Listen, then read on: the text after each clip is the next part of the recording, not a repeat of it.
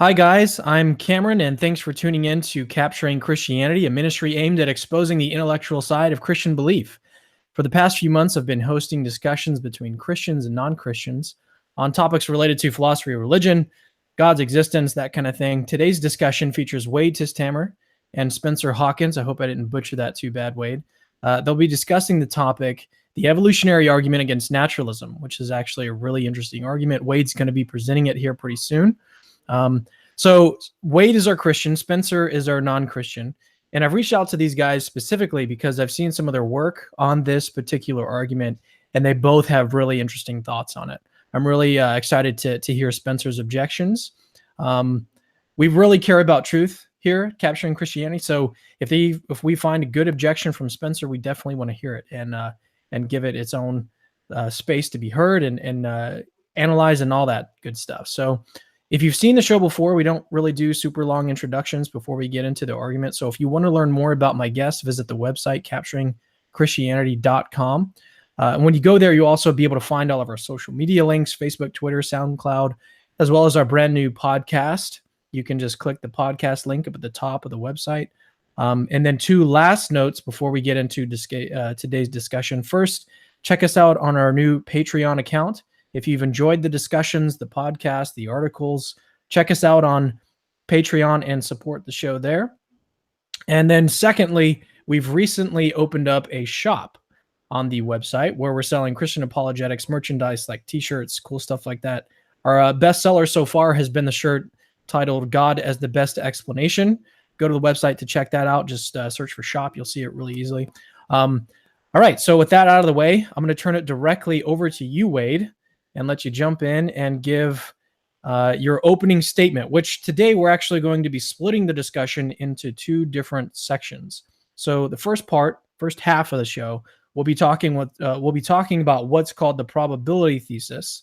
The second half of the show, we'll be talking about the defeater thesis, and I'm going to let Wade describe what those are here, and then we'll just go ahead and dive into the discussion. All right. So, can everybody see my screen? I see my face. All right. So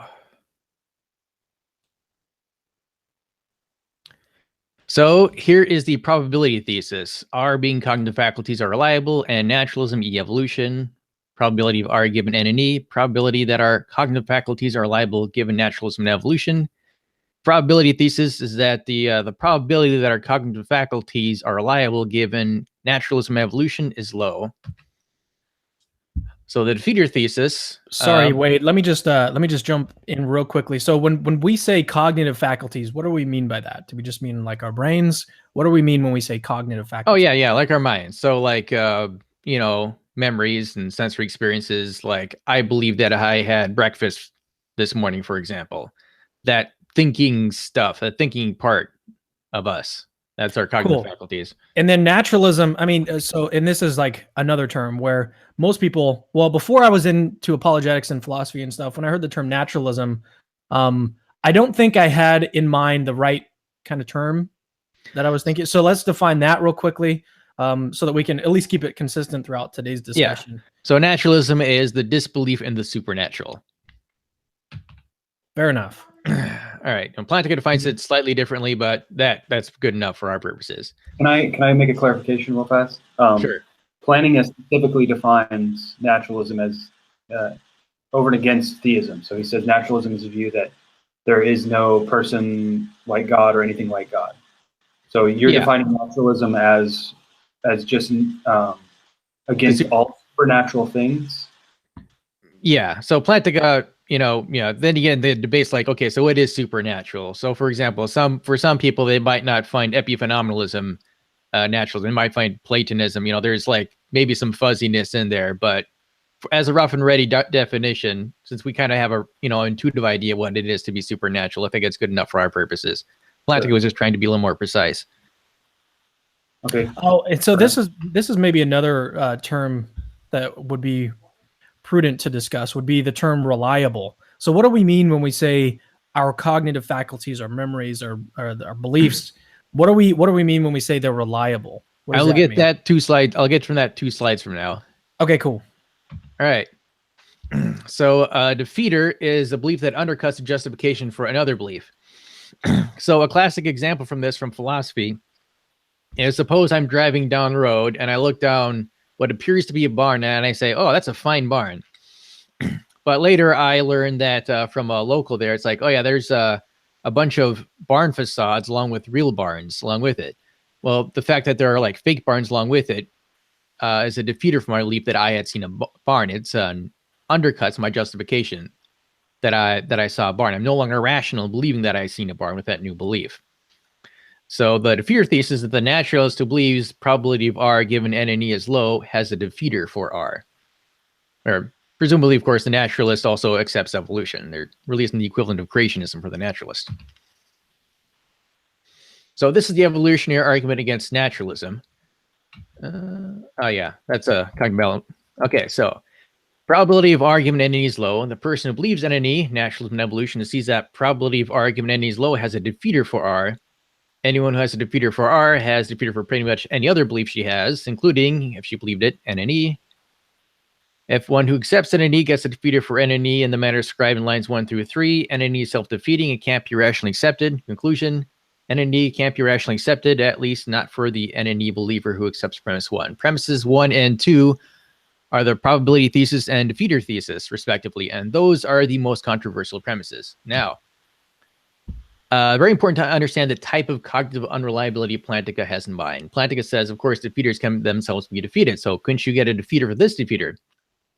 A defeater. Maybe by doing some cognitive science, for example, determining by scientific means that our cognitive faculties are reliable. Couldn't you go to the MIT Cognitive Reliability Laboratory for a checkup? Clearly, that won't help. Obviously, that would presuppose that her cognitive faculties are reliable. She'd be relying on the accuracy of her faculties and believing that there is such a thing as MIT, that she has in fact consulted scientists, that they've given her a clean bill of cognitive health, and so on. So notice this isn't the sort of ordinary, I keep forgetting my keys type of unreliability. This is a type of unreliability where you can't even really do science or have justified beliefs in science. It's that sort of severe. So on materialism, or on naturalism presumably entails materialism with respect to human beings.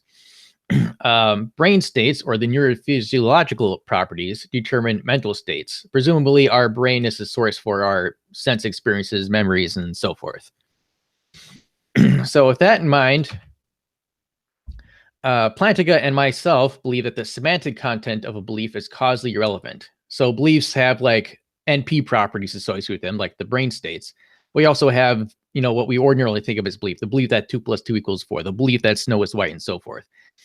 And I believe that semantic content on naturalism is causally irrelevant. By this, I mean it doesn't matter which semantic content is associated with the NP properties. The same outcome in the physical world, like one's behavior, would result. Let's slow down real quick just to explain a little bit more thoroughly what semantic content is and what the NP properties are. And you described them, you just went through them really quickly. Okay. So semantic content, the example that you gave was what? Like the belief that 2 + 2 is 4, or the belief that snow is white. So that would be the content, and then the NP property would be that like those electrochemical properties associated with that belief. So like a neuron firing in your brain. Like well, yeah, neurons and the certain connections in between them. So like the physical thing that's happening. Yeah, brain states, neurophysiological stuff. Cool. Just wanted to clarify that for the audience. Structures of atoms and so forth. All right. So I believe that on naturalism, semantic content is causally relevant. Well, we can see this by a thought experiment. Suppose premise 1, beliefs associated to NP properties had different semantic content with it. Would the outcome be the same? Well, it would not, because we'd have the same NP properties, the same initial physical conditions. We get the same outcome, barring any supernatural intervention. So to use a more specific, thought experiment, imagine the NP properties associated with there is a cold beer in the fridge. Imagine those NP properties had entirely different semantic content, like the moon is made of green cheese. would the behavior of that individual be any different? Well, no, because with the same entropy properties, you'd have the same electrical impulses traveling down the same neural pathways, issuing the same muscular contractions. Same initial physical conditions, we get the same outcome, barring any supernatural intervention. So that's why premise 1 is true. If beliefs associated entropy properties had any different semantic content associated with it instead, the same outcome in the physical world would result. And premise 2, if 1 is true, then beliefs content is semantically irrelevant. The justification for that is basically true by definition. That's what I mean when I say semantic content is causally relevant, that it doesn't matter which semantic content is associated with the NP properties. Corollary is that belief semantic content is a useless byproduct of the biological process. And by this, I mean, even if no semantic content were associated with the NP properties, this wouldn't affect physical outcomes. So you might say, okay, what are the consequences of causal irrelevant, or semantic content being causally relevant? To avoid bias against their own species, think not of us, but of alien creatures whose physiology is radically unlike our own. Let RA be the cognitive faculties of the aliens are reliable.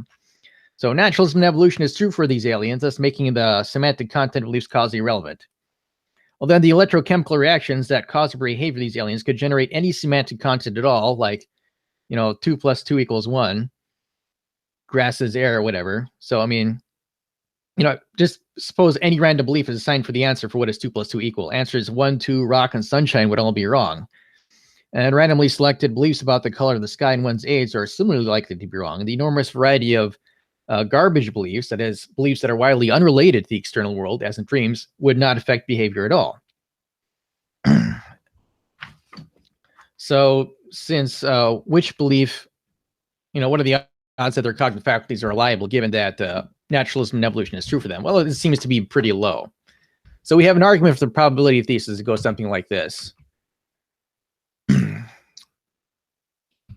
Okay, so if probability of RA given N and E is low, then probability of R given N and E is low. Probability of R and E, I kind of... So the justification for one... one moment here. Yeah, see what you got there. You had to take out the if in the second premise. Yes. That is bothering me.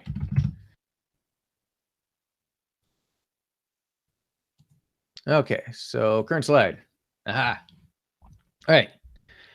So why is premise 1 true? Well, that's basically true by definition. The idea of having the alien scenario is just to try to avoid bias against our own species and take an outsider's perspective. So that's true by definition because they're basically the same thing. The probability of cognitive reliability for humanoids given just N and E. By humanoids, I mean not just roughly human shape, but also have human-like complexity in their thoughts. They can form beliefs, reason, change beliefs, and so forth.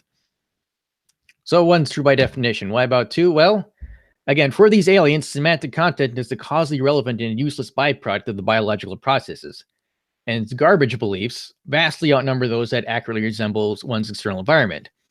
So while it's possible that they have accurate cognitive faculties, given the circumstances, given just what we know, it seems to have to be a very serendipitous coincidence indeed if their cognitive faculties are reliable. Now you might object, say, okay, given just naturalism and evolution, their cognitive faculties are probably unreliable, but we know additional information besides just naturalism and evolution. We know that, for our species, the relationship between semantic content behavior is the one that mimics a rationally thinking being. While that may be true, that's an objection to the defeater thesis, not the probability thesis. The probability thesis is basically just a probability that our cognitive faculties are reliable given just naturalism and evolution and no further relevant information. And that's why 1 and 2 here, semantic content being causally relevant and garbage beliefs vastly outnumbering an accurate belief set are so important here in establishing the probability thesis. So yeah, that's my argument in a nutshell, and I don't see a good way out of it. So then, why don't we go ahead and just turn it directly over to you, Spencer? Okay. And do you have like a set of different objections that you want to raise, or do you just want to start going at it? Well, I do. Yeah, I do have a number of objections. So just to summarize, you are your objections are that semantic epiphenomenalism is the justification for the first premise. Nope. Semantic epiphenomenalism doesn't entail or doesn't show that the probability of R on N and E is low. It does, but that wasn't my justification. That was then. Would you like to look at my argument again for semantic okay, so semantic content being causally relevant. There are a couple of ways it can be causally relevant. One of them, of course, is semantic epiphenomenalism. But another way, of course, is just epiphenomenalism simpliciter. And, certain forms of, reductive and non-reductive materialism. So I didn't actually argue semantic epiphenomenalism in this particular case. Well, you said as long as it doesn't matter what the semantic content is, the behavior will be the same. It doesn't matter which semantic content is associated with the NP properties. The behavior will be the same. So that is compatible. It's that the content doesn't enter into the causal chain. It doesn't affect behavior. Well, semantic content is semantic epiphenomenalism is a little bit more specific than that. It also has the additional claim that it also has property dualism. The belief that beliefs have two properties, the NP properties and the semantic content. Whereas, for example, epiphenomenalism says the semantic content is not causally relevant, but beliefs aren't even really the NP properties. The NP properties might cause the beliefs, but not really part of it. I'm gonna ask you guys to slow down real quick, and let's try to define those two terms that we've introduced so far: the semantic epiphenomenalism, and then you said epiphenomenalism simplicator, which is just which is just to say epiphenomenalism. Let's define what we mean by those terms so that we're all on the same page. Okay, so epiphenomenalism is the philosophy of mind that consciousness and other mental states are a mere accessory to the physiological processes whose presence or absence makes no causal difference.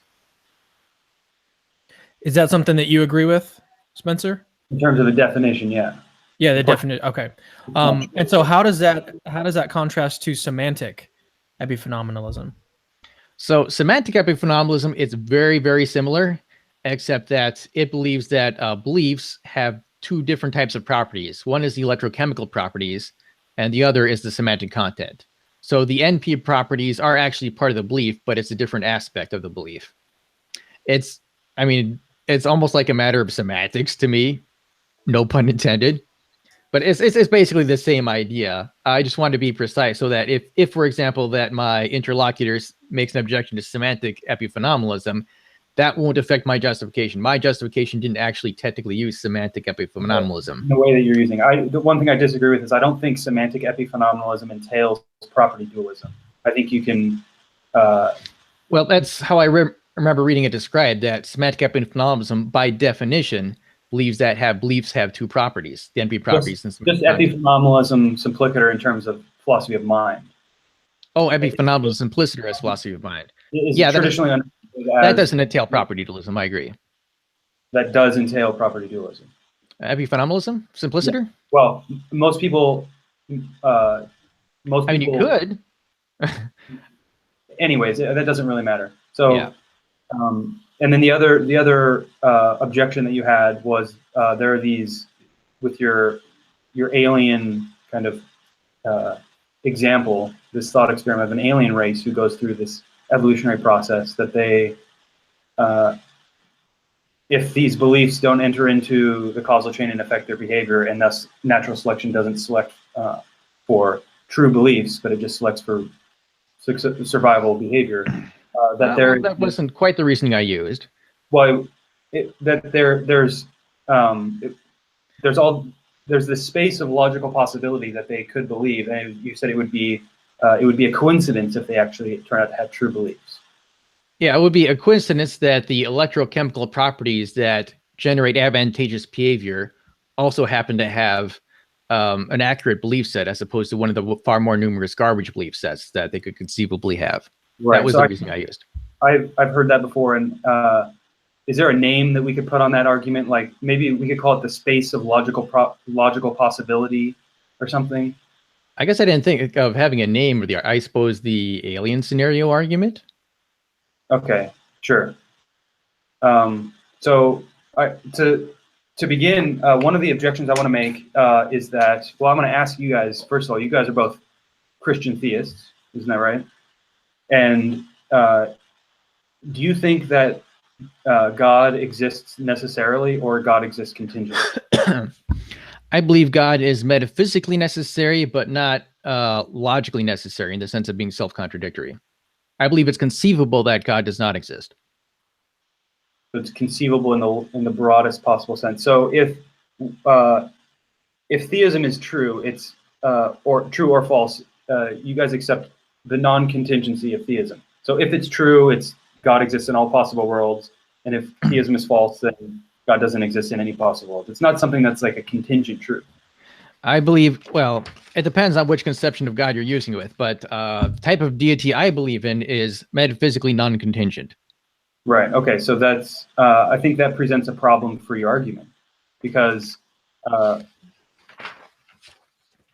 it's worth recognizing that if God exists necessarily, then that entails, according to your definition of naturalism, that no supernatural things exist, no gods exist. So if theism is necessarily true, that means that there's a supernatural being that exists in all possible worlds. And what that is logically equivalent to is saying that naturalism is necessarily false in all possible worlds. So if we factor that into this first premise of the argument, right? The first premise is the probability of our given entity is low.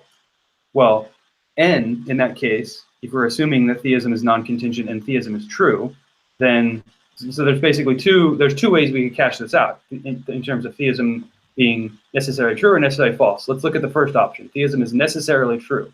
Well, then in that case, the n in your first premise is necessarily false. So what you're doing is you are conditioning a contingent proposition on a necessary falsehood. And there's basically two interpretations of probability, of the axioms of probability theory, that can deal with this kind of conditioning.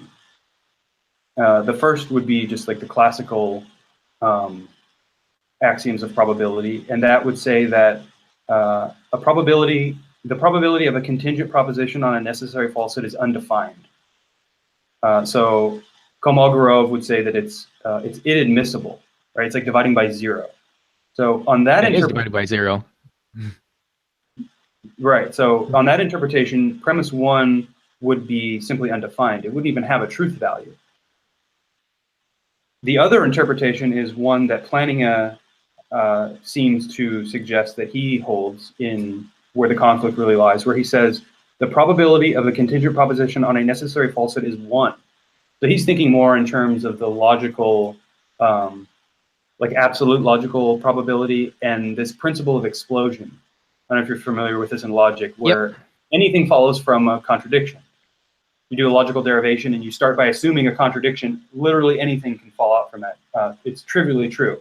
So then on that interpretation, then your first premise, the n would be necessarily false. And then what that would mean is the premise would be false. It's not low, it's 1. So it would end up being a proof for atheism. So you're either, so basically you face, as far as I see it, the theist who assumes God's metaphysical necessity, they face 3 options. The first is that the first premise is undefined and the evolutionary argument against naturalism is unsound.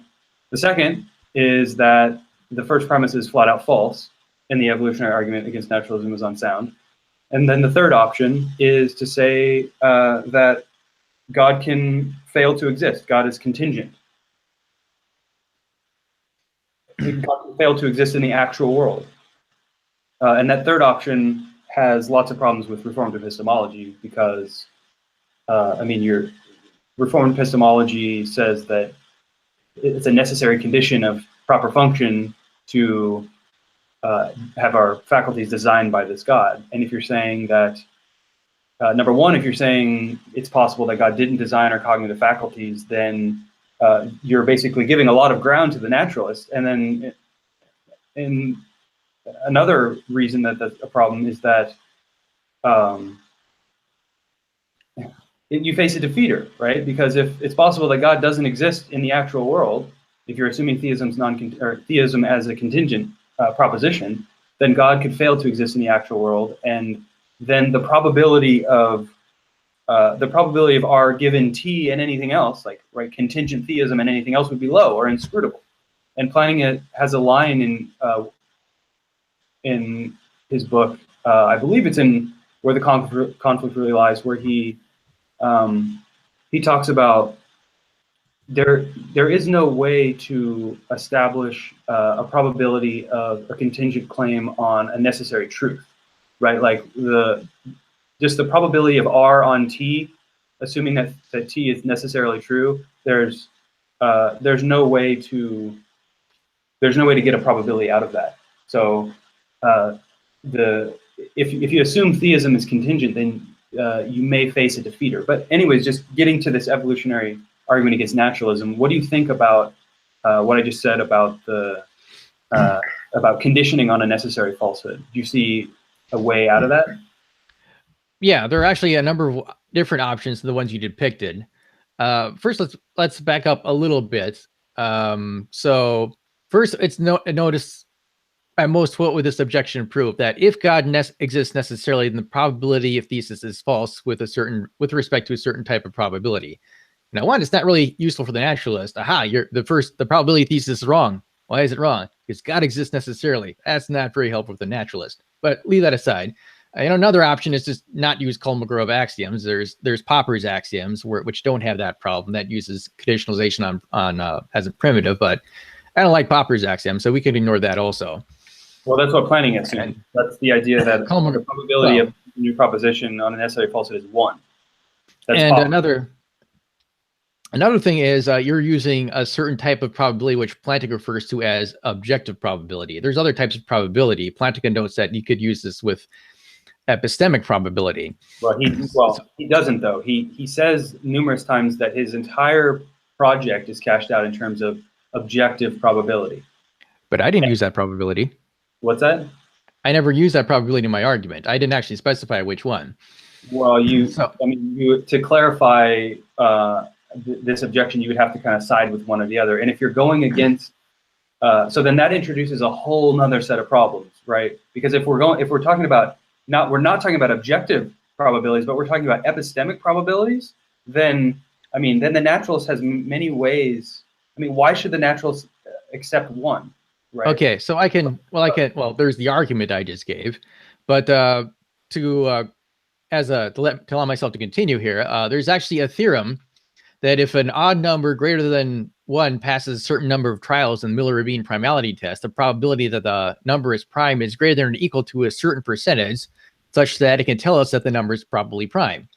Assuming math theorems give us objective truths, that probability is in a real sense objective. It's probable in a way that's independent of human opinion. Now, that sort of objective probability wouldn't be Plantinga's sort of objective probability as he defined it in Warren proper function. Since on Plantinga's sense of objective probability, the objective probability of the number being prime is either 0% or 100%. The probability of a number being prime derived from the Miller-Rabin test is objective, but it's objective in a different way. So one can think of it as a quasi-logical probability of objective evidential relations, thereby being a sort of epistemic probability like you just mentioned. Now, it's like, as for, okay, so why would a naturalist accept one?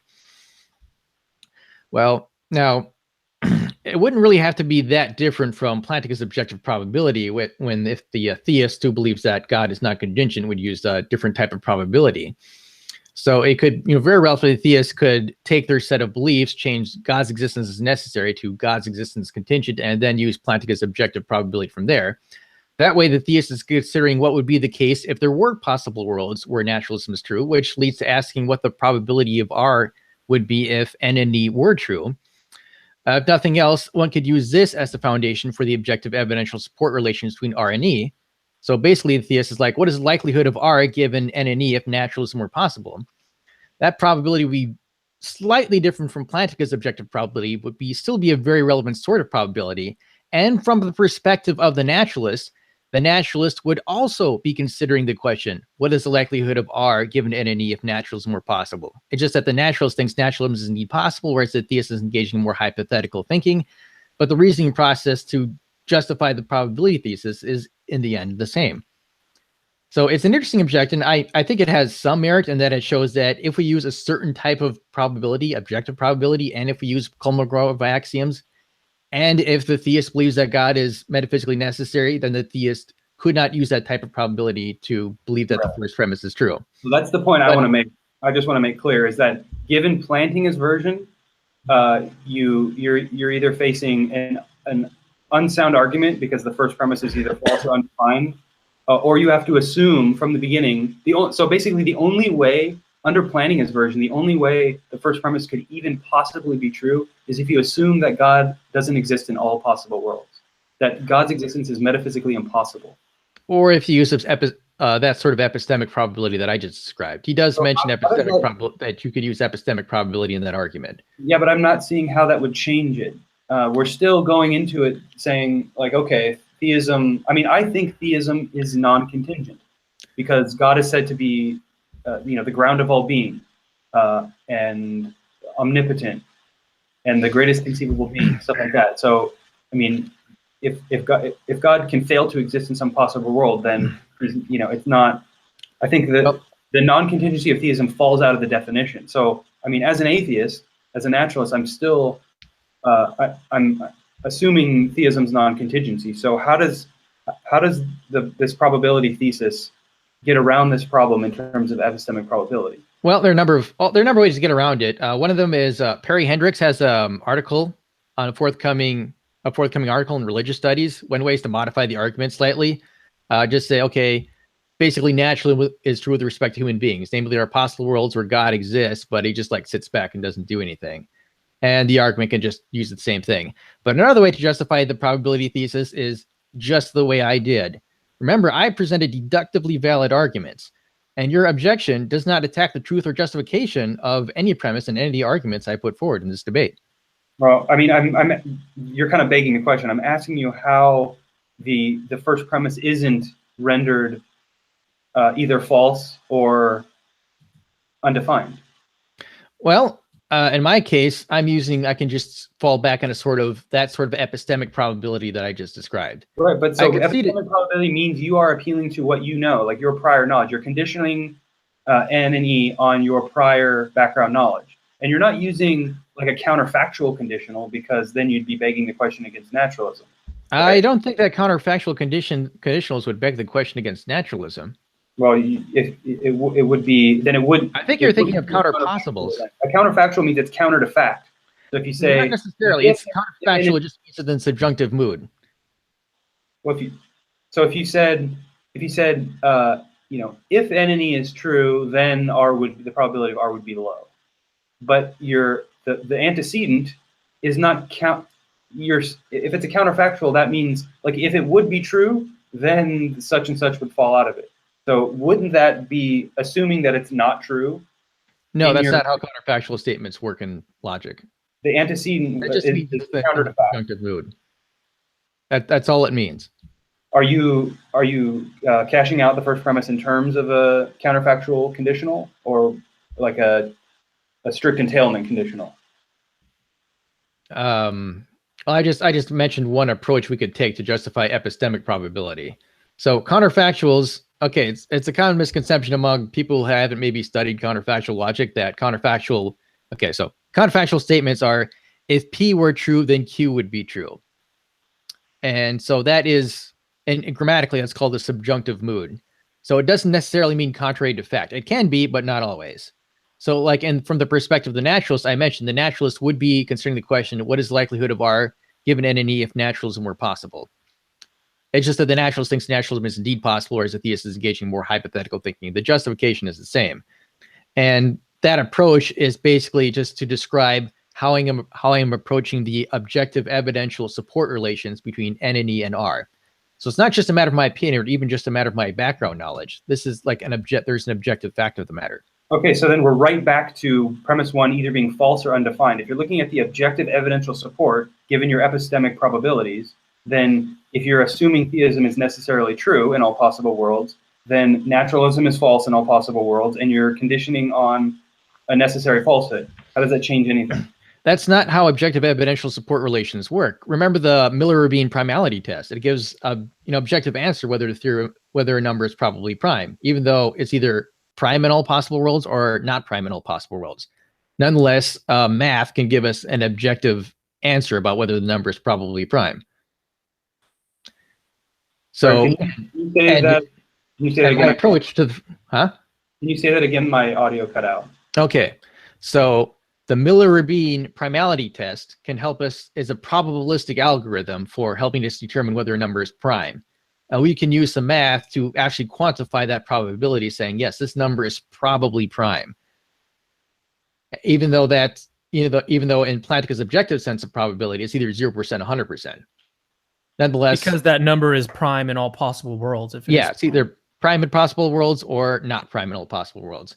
So in a way, what I would do is I would concede your objection holds with respect to Plantinga's sort of objective probability if God exists in all possible worlds, given Kolmogorov axioms. I'm not disputing that point.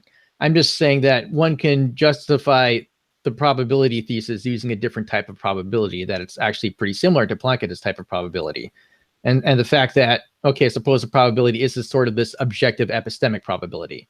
Now, just like that math Miller-Rabin primality test, math presumably gives us objective truths. There's an objective fact of matter about whether the number is probably prime given the evidence we have. And similarly, I think there's an objective evidential support relation between naturalism and evolution and R, cognitive reliability. And we can approach that objective evidential support relation using the approach I outlined before, like what is the likelihood of R given NNE if naturalism were possible? Since the naturalist would also be using that question. So ultimately, Right. we want to show. Let me just ask this real quick. So Spencer, you're obviously not a theist, and so you don't accept that theism is necessarily true, right? And so when you approach the first premise, how does that like factor in on your end? As someone who doesn't accept theism as necessarily true, how does this like what is your so like even if it is the case that theists can't accept this argument, what does that do for naturalists? Like, how does that save a naturalist from avoiding the argument? Or am I misunderstanding something? Well, in terms of Plantinga's presentation of it, I still, like I said, I still think theism is a non-contingent matter, right? I don't agree that theism, like I'm not like someone like Paul Draper who will argue assuming theism's contingency. I don't think that makes sense. So I am burdened by the same presupposition of either theism is necessarily true or theism is necessarily false. And I have to look at the argument that way. And when I do, the first premise is either undefined or false, or it's impossible for God to exist. So the only way that I can take Plantinga's argument seriously as a possible sound argument is if I assume that it's metaphysically impossible for God to exist, and then I can begin to assess the argument. And I think there is something to this argument, and hopefully we'll get into this stuff about semantic content entering into behavior and natural selection and truth, semantic content and whatnot. But as far as it goes, Plantinga's argument faces a pretty serious problem for the Christian apologists. So I wouldn't say it's that serious because the Christian apologists just use a different type of probability and the argument works fine. Yeah, I guess I'm just not seeing how this other epistemic probability that you're appealing to avoids treating naturalism as the opposite of theism. Before we run out of time, maybe at this point it's a good idea to move on to. Do you have any other objections to the probability thesis? Yeah, Spencer. Okay, yeah. So let's. I think we've heard both sides on that objection. So let's go ahead and move on to another objection that you have to the probability thesis. Okay, so I want to talk about this idea of the idea that semantic content is not going to enter into the causal system, and it's not going to affect behavior. Like Wade was saying, the semantic content could be totally different, and the same behavior would result. And there's an article that William Ramsey writes in a book called Naturalism Defeated. Naturalism Defeated with a question mark, and he basically says that Plantinga overlooks one of the most common sense ways that a naturalist can respond to this, And his idea is that the content, the NP properties, these neurophysiological properties, can in fact remain the same, and they can result in the same behavior. But the point is that they can have different truth values, and it is the accurate beliefs that end up being indirectly selected by natural selection. So he gives this example where suppose there are 10 treasure hunters, and they're each given different maps to find some buried treasure. Now, if we just want to explain their behavior in terms of wandering around, maybe from like a view of 10,000 feet, we just see these treasure hunters wandering around. We can explain their behavior just by appealing to the physical properties of the map, like the syntactic properties of the NP properties, right? Of arrows and trails and X's and stuff on this map. However, if we instead want to explain why one treasure hunter found the treasure and the other ones did not, then the accuracy of their map will be the salient causal feature. So in this sense, the accuracy of one map is not intrinsic to the map, and it's not reducible to the map. Rather, the accuracy is a sort of two-part relation.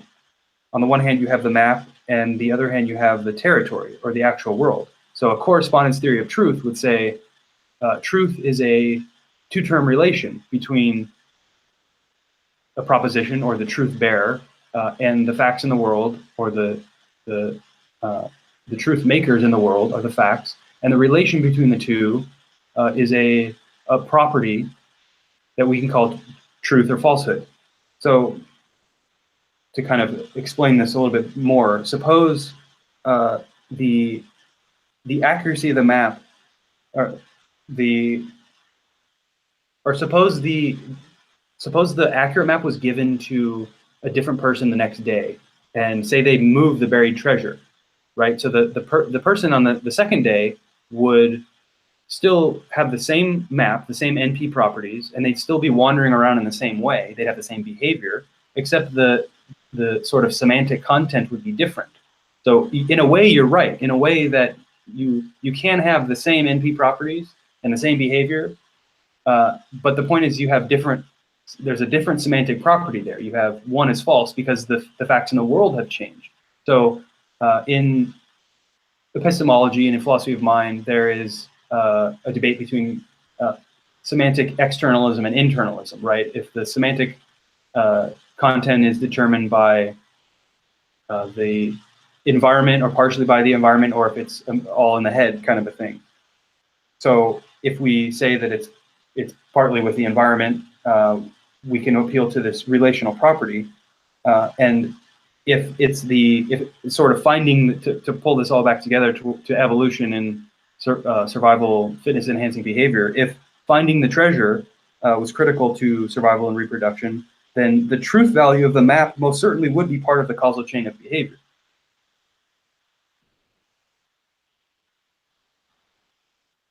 So Wade, what do you think about that? All right. So that's there's echo. Oh, mute your microphone. Sorry. There we go. No echo. All right. So I put this back up here. Okay, so notice this is my argument for the probability thesis, and that objection does not attack any premise of the argument. You don't have it pulled up there, Wade. Did you mean to have the argument? You got to share your screen. Oh, I thought I did. That's weird. Okay. So yeah, maybe just keep that up so we can look at it. There we go. Okay, so one thing to notice that this argument, that objection does not attack any premise of my little alien argument here, and it doesn't attack the my justification for premise 2. No, many. But it does. How is it not? You say garbage belief. Well, you say semantic content is causally irrelevant and a useless byproduct of biological processes. But I'm just saying, I'm telling you that it's not. It can enter into the causal chain, and it's relevant to. It explains why one treasure hunter finds the treasure and the others don't. It's because of the semantic. It's because of the two-part relation between the syntactic content and the semantic content in the world. Okay, there appears to be a misunderstanding here. Let's review what I mean when I say semantic content is causally relevant. What I mean by semantic content being causally relevant is that it doesn't matter which semantic content is associated with the NP properties, the same outcome in the physical world, one's behavior result.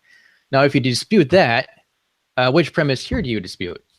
So can you go back one slide? Let's just look at that. So, but that's what I'm saying, that it does matter. You're saying it doesn't matter which semantic content is associated with the NP properties. But when you're explaining why one treasure hunter was able to find the treasure, right? The accuracy of the map is what is like the causal difference between the rest of the treasure hunters and the accurate map, right? So it doesn't have the same outcome in the world. And then if you give the same map to another person the next day and you move where the buried treasure is, then you have different semantic content associated with the same NP properties. You have, well, different truth value with the same map. Not quite. Okay, we should clarify what I mean by semantic content. Yeah, there is such thing as semantic externalism. Then you get like Putnam's twin earth scenario. By semantic content, this type of semantic content I'm talking about is just the mental states of the individual. Well, so where would truth value enter into this? Is it a syntactic property? Is it a semantic property? How does the truth value of a belief? Where do you place that? Well, that would be how it corresponds to the actual world. Now, but it's part of the mental content. It's a relation of a proposition to a state of affairs in the world. Well, that's true, but right. I'm talking that wouldn't be terribly relevant to the type of what I'm talking about here. I'm talking about okay. So yes, in some cases, semantic content can refer to stuff to the outside world. So here's an example. Putnam's famous twin Earth scenario. Suppose back in 1750, before we discovered what that water is H2O. Two Earths are exactly alike, except that on twin Earth, instead of what they call water being H2O, it's like some kind of complex chemical composition we can abbreviate as XYZ. Now in Earth, and Earth and regular Earth, they both have the same mental state when they say, that is water, for example. Suppose one person and his counterpart both point to liquid and say that is water. Now, they have the same mental state, but in a way, they have different semantic content because what they're pointing to, that liquid that they're pointing to, refers to a different chemical.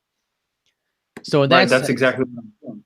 Yeah. That's the same example that I'm using. Yes, it is. The treasure hunter on the second day who has the accurate map from the day before, the treasure is moved. Now they're on a twin Earth. Now they're saying, what they still have the same they have the same map, but it has a different truth.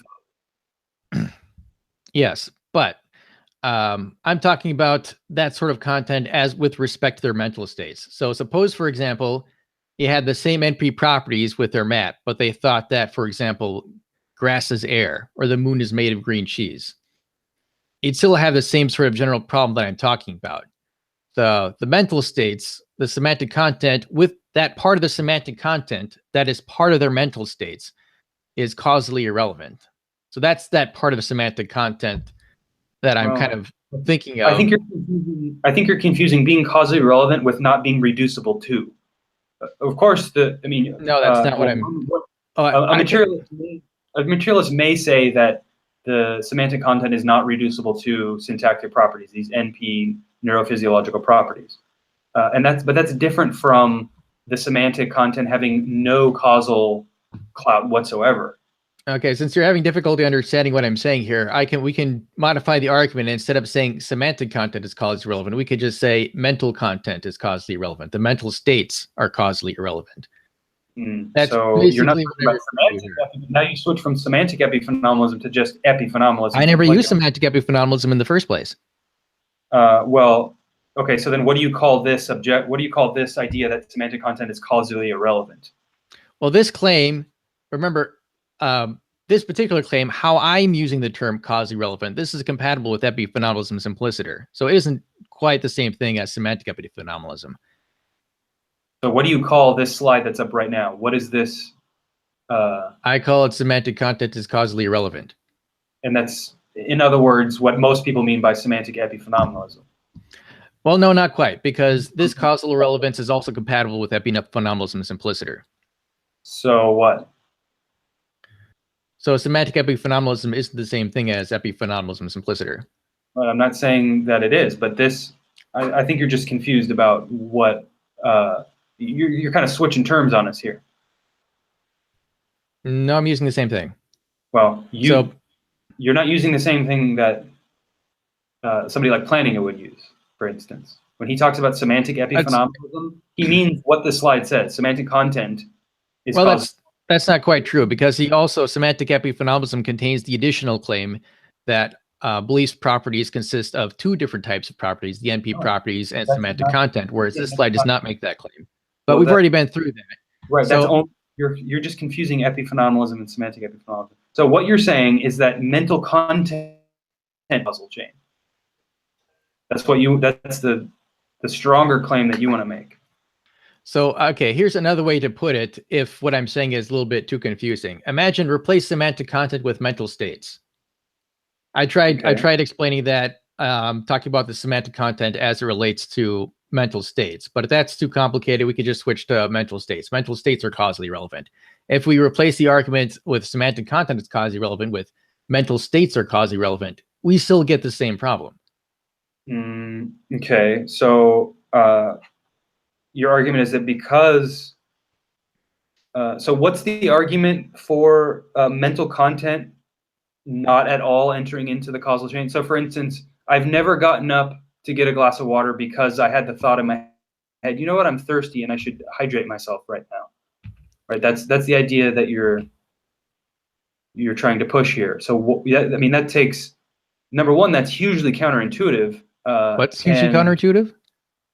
Number two, why should the naturalist even, if we're talking about epistemic probabilities here, I mean, given what I know, given my own, awareness, my own introspective awareness of my own mental states, I experience mental causation on the daily basis. Yes. And if you want to count this out in terms of my own epistemic, knowledge conditioning on this claim, then your argument is going to fall short. Well, here's the deductive argument for that sort of mental state being causally relevant. Is there a premise here you want to disagree with? Okay, so let's see. On naturalism, if a belief's associated NP properties had any different semantic content associated with it, instead the same outcome of the physical world result. False. I mean, I just gave you an example. Well, I'm talking about that part of semantic content as it. Okay, so semantic content, on your view, semantic externalism has two components. One is like the state of the world as it is, and the other part is the person's mental state. So in this argument, I'm talking about that semantic content as associated with their mental state, because if they had a different mental state, they would have a different semantic content, right? If, for example, their mental state was the moon is made of green cheese and had nothing to do with maps. It might not be a different mental type. It'd be a different mental token, but not necessarily a different mental type. But I think this first claim is just unmotivated. The same outcome of the physical would result. I mean, so let's talk about the history of biological organisms. And I mean, if we go back 500 million years, we get the introduction of vertebrates, right? They get a spinal column and a brain, these first neurophysiologies, right? And for instance, Tyler Burge wrote a book on the origins of objectivity, and he kind of talks about the origins of these belief-producing mechanisms that we have and where they come from. And you have worms to, on the naturalistic view, worms to tetrapods to amphibians, and up the line of vertebrates. Humans are, we have a vertebrate and a central nervous system. And basically, the point of having a central nervous system is to navigate in the environment and to respond to stimuli. And if you go back 400 million years, 300 million years, these organisms didn't have beliefs, right? They just had a representation, the vertical representations in their senses, and they we're able to represent the world and respond to it. So we are the product of hundreds of millions of years of natural selection, selecting on these central nervous systems that function to basically help an organism navigate in their environment. And we don't start having representational beliefs in terms of like symbolic representations that we can express in propositional form until relatively recently with the development of language. But there's been these tracking systems, right? These mental states that change from one environment to the next. And this is just basic stuff, right? Like 400 million years ago, it's just like when it's light, when it's dark, when it's cold, when it's hot, you know, what food you can eat, what food you can't. And this is how our belief-producing mechanisms, I mean, this is like the foundations of our belief-producing mechanisms. And now that we've been able to develop language and kind of put a name, put a symbol on certain mental representations that we have, and we can point to something and say, that is a thing, and we can name it, and say, that's another thing. And, you know, we've developed this, this kind of higher level cognitive functioning. It's all based on this foundation of more basic mental or you know, central nervous system activities that are going on. And your claim is that a belief that is associated with these basic brain states, if they had different semantic content with it, instead the same outcome in the physical world result, that just seems absurd. All right, well, here's why it's not absurd. Okay, since you're having difficulty, what I mean by understanding like internalized semantic content, switch semantic content with mental states, because that's basically what I'm thinking of. Now, I get what you're saying. Okay, now if the electrochemical reactions in the brain had instead generated a different mental state, would the outcome of the physical world be any different? And the answer is, my justification for this, that it would not be the same, is because with the same electrochemical properties, same NP properties, we have the same initial physical conditions. And so we would get the same outcome barring any supernatural intervention. We get the same initial conditions. You mean the same brain states? Yeah, we have the same brain states. So your point is that if we have the same NP properties, we have the same brain state? Basically. That's just a tautology. Okay. We'd have the same NP properties, same initial physical conditions, and as a result of this, we would get the same outcome barring any supernatural intervention. The same outcome in terms of what? Same outcomes in the physical world.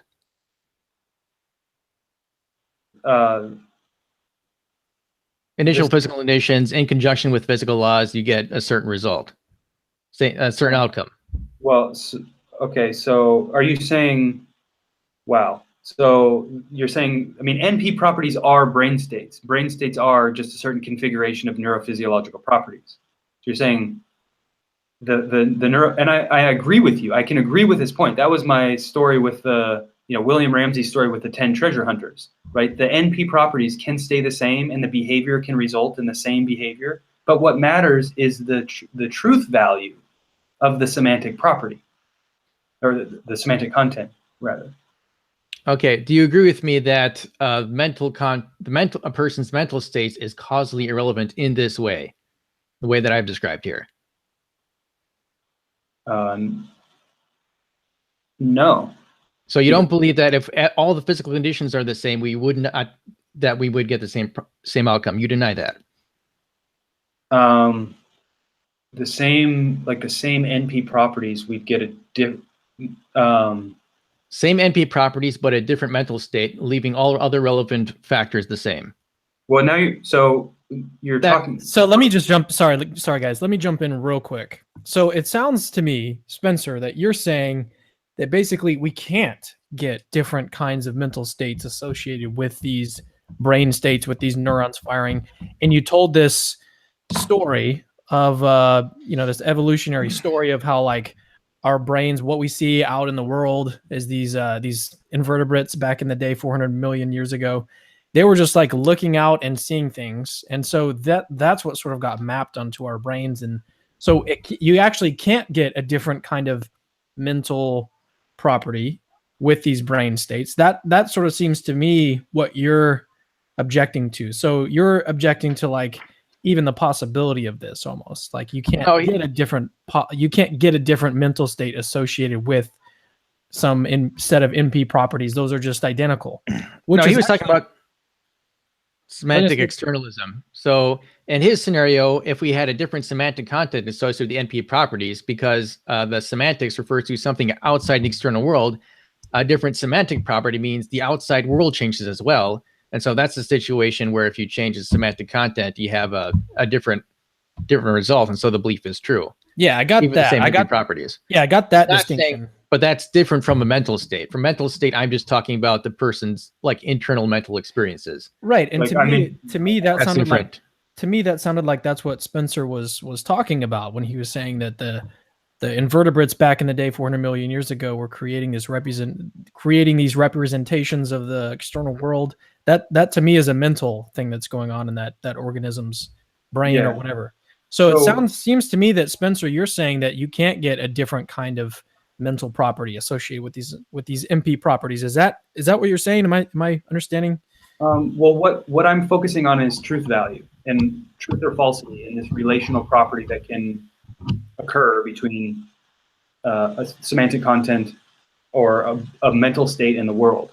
So what I think Wade is talking about is just mental states in the first place, like being in pain. So, and I guess I would agree with him that there are these.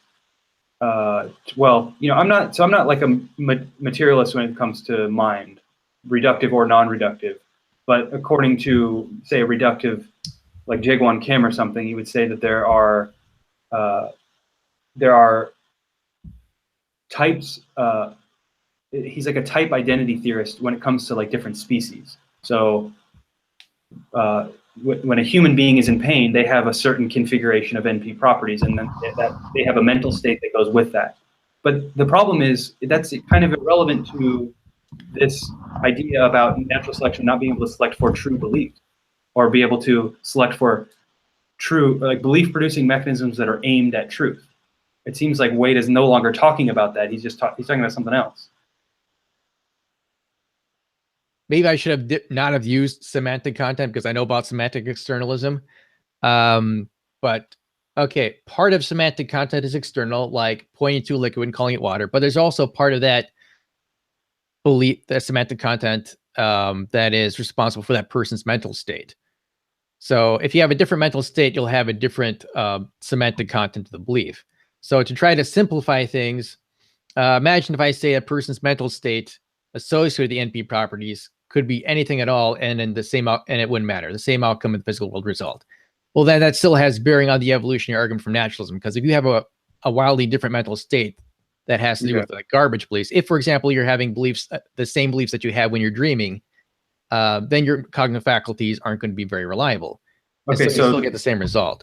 Okay, so now let's go back to this idea that we're under the naturalistic picture, we're the product of hundreds of millions of years of the evolution of central nervous systems.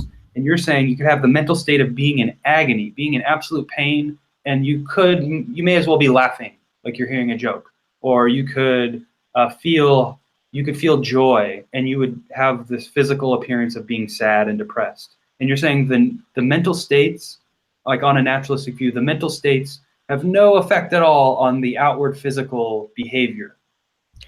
I'm saying that if a belief's associated NP properties, brain states, had a different mental state associated with those same NP properties, the same outcome in the physical world result. That's what I mean. That's what my claim is here. Right. So again, what I just said. I could be in was pain. my actual claim. So if I'm in pain and say my C fibers are firing, that's an NP. It's a brain state. Those are NP properties. My C fibers are firing, and I have the mental state of being in pain. You're saying that I could have different. Well, it seems like you just said something different. I could have different NP properties and have the same outward behavior. That was not what I said. So what I said is, if a belief's associated NP properties, okay, suppose, for example, take the NP properties associated with there is a cold beer in the fridge. Take that brain state, okay? Now, consider this thought experiment. Imagine if this brain state generated a different sort of mental state, like the moon is made of green cheese. Suppose it generated that sort of mental state. Would the behavior be the same? And the answer is no, because you're still using the same electrochemical properties, and there's no supernatural intervention affecting the physical outcome. But they're both. This doesn't make sense because they're both. You're saying there's different semantic content for the same belief, right? And once See, that's why when I was trying to state what your position here is, Spencer, it sounds like you're saying that you can't get a different mental state with the same MP properties. Well, what Wade is talking about is two like propositional attitudes. He's saying there's a person has a propositional attitude. There's a cold beer in the fridge, and then that is the same thing as the propositional attitude. The moon is made of green cheese. No, that's not what I said. You want to clarify? I said, okay. Consider brain state 1. Okay, brain state 1 in the actual world. Let's say that brain state 1 is associated with the mental state of, say, Smith believing that there is a cold beer in the fridge. Now consider this thought experiment. What if brain state 1 had a different mental state associated with it? What if it had the mental state, the moon is made of green cheese? Would the behavior be any different with brain state 1 having that different semantic or internal semantic content associated with it, that different mental state? And my answer is it would not, because we would be having the same NP properties, the same initial physical conditions, and so we would get the same outcome, barring any supernatural intervention.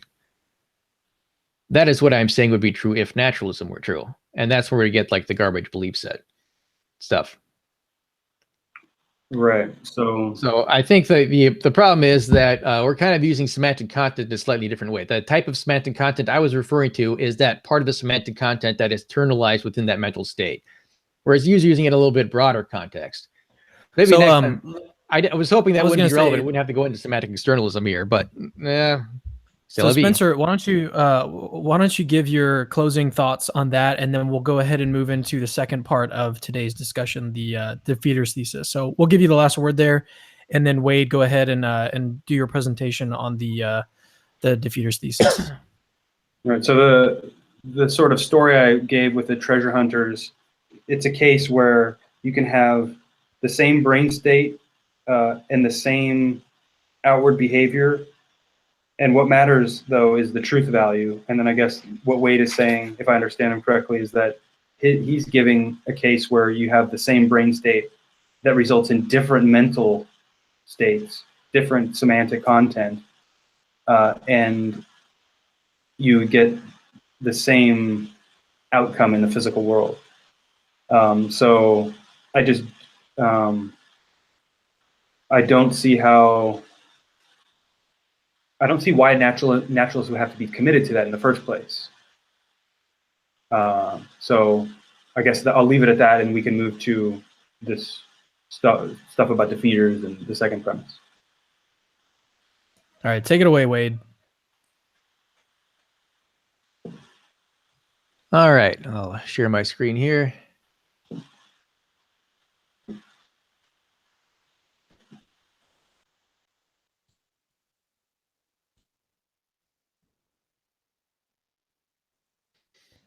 There you go. There you go. Where was it? Slideshow. There it is. Okay, to review, a defeater is a belief that undercuts the justification for another belief. And the defeater thesis says the naturalist who believes probability of R given n and E is low has a defeater for R. So, we already did this, so I guess we don't need to go over it again. So, Plantinga uses analogy of drug XX, a fictional drug which renders one's cognitive faculties unreliable within 2 hours for the vast majority of those who take it. So let's presume this is the same type of cognitive unreliability that we talked about earlier with naturalism and evolution. Minority have a blocking gene that codes for protein that blocks the effect of the gene. I'll also be talking about something called an XX mutation, which is just a genetic mutation that injects drug XX into the bloodstream soon after one is born. Now, I'm going to be doing a sort of argument by cases sort of thing. And so suppose I know a friend named Sam, or a cousin Sam, has ingested drug XX. And 24 hours later, I come to believe that Sam believes that he has taken a battery of cognitive reliability tests, and he believes that his cognitive faculties are reliable. Unfortunately, my belief that Sam ingested drug XX defeats my belief that Sam's cognitive faculties are reliable, because Sam's belief that his cognitive faculties are reliable, he's passed the cognitive test, comes long after he ingested drug XX. So any beliefs he has after that is suspect. So a second scenario, suppose I ingest drug XX, at say an unusually spirited party, perhaps, and 24 hours after the fact, I come to believe that, I passed my cognitive reliability test. Nothing seems to be changed for me. I think I'm good. Well, except that all that has the same thing, same problem as Sam, is that all of my beliefs came after I ingested drug XX. I don't know of any relevant difference between my case and Sam's. So it seems that my belief in R, that is, that my cognitive faculties are reliable, seems to be defeated here as well. Now switch it up slightly. Suppose, consider this scenario. A doctor has injected me with drug XX soon after I was born. The doctor mistakenly thought he was injecting important vaccine, and I come to believe in the following. So I initially think my cognitive faculties are reliable, but I also believe that I'm a renowned scientist who has built a machine that I know is capable of reliably detecting whether and when drug XX entered a person's bloodstream, and I'm extremely confident about the reliability of this machine. I, as a qualified expert, see that it works for myself. Numerous scientific experts have unanimously agreed that it's reliable, and so forth. Such that if the machine reports drug excess entered my bloodstream, I would be confident that the drug did enter my bloodstream, as I would in that scenario too. Administer the test to myself. Oh no, drug XX entered my bloodstream. But later, I come to believe I have taken an extensive battery of cognitive reliability tests that confirm I have blocking gene, but again, this belief came after drug XX entered my bloodstream. So it seems that drug XX entered my bloodstream defeats my belief here. Scenario 4, suppose basically the same scenario, except I believe that I have the XX mutation. Drug XX was injected into me shortly after I was born. In that case, it seems I would have a defeater for R also. Scenario 5, suppose naturalist, if some really nifty philosophical argumentation and scientific argumentation has confirmed that everybody has the XX mutation. Effectively, everybody has ingested drug XX as a result of naturalism and evolution. Again, the belief that I had the XX mutation seems to defeat my belief for the same reasons it does in scenario 1 through 4. And scenario 6 is just the probability thesis. Basically, the difference between 5 and 6 is the mechanism of probable cognitive unreliability. So in scenario 5, that's the XX mutation. In scenario 6, it's presumably something else, like the fact that mental states are causally irrelevant and a useless biological product of the electrochemical process that I mentioned before. So this is basically the structure of the argument. The idea is that there is no relevant difference between any two scenarios where R is defeated in one scenario, but R is not defeated in the other scenario. And so I guess my challenge to my interlocutor here is, okay, where does the slippery slope stop? Where does the argument from cases fail? Where is R defeated in one scenario but not defeated in the other, and what's the relevant difference between the two? All right, and that's it. Well, that was all very fast. So forgive me if I'm a slow thinker. I have to work my way through this. This is the first time I've heard this argument. Do you want to know? Wait, why don't we keep that the argument from cases up? Do you think that'd be helpful, Spencer? Sure, yeah. So okay. Yeah, let's try to keep that one up. And then right, wherever you want to start with it. I'd have to see so you're asking, look, where in this chain of drug taking can somebody object and say, wait a second, I can still have reason to believe my cognitive faculties are reliable? Yeah. I mean, I'd have to think about it. Well, I don't know how is that related to the actual world or like the evolutionary history of our species. You're just explaining what a defeater is and how one gets a defeater. And yeah, if someone is injected with a drug, or they, your example, or like Sam takes a drug, and then he says that, the first scenario, and his beliefs after the fact, I would say, yeah, those are unreliable if this XX drug undermines your cognitive abilities. But these are just instances of ways that a person can have a defeater for everything that they believe. But how do you connect that up with, basically what you're doing is you're assuming that your probability thesis is true?